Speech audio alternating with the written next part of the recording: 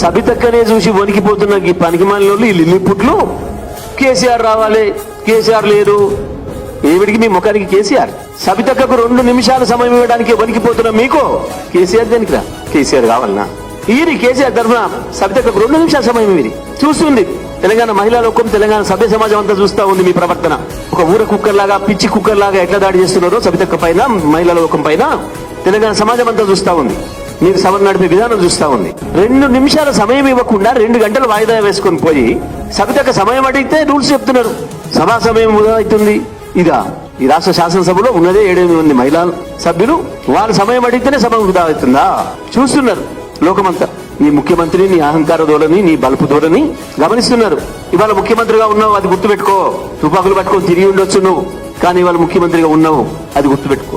కానీ వాళ్ళ ప్రజలు వేమన పద్యం గుర్తు చేసుకుంటున్నారు. అల్ప బుద్ధిమానికి అధికారం ఇచ్చిన అనే దాన్ని గుర్తు చేసుకుంటున్నారు. ఇంకా అసహించుకునే పరిస్థితి తెచ్చుకోకు.